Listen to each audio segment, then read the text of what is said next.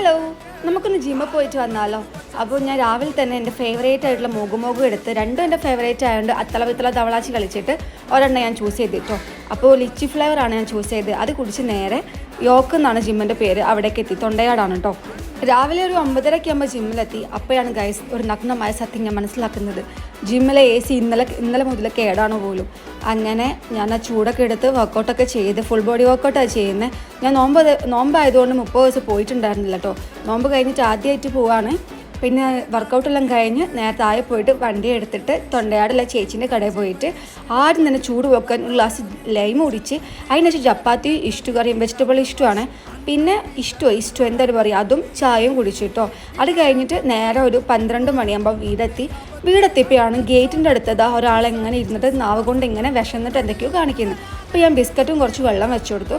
Video ഇഷ്ടപ്പെട്ടാൽ subscribe ചെയ്ത് support ചെയ്യാൻ മറക്കല്ലേ.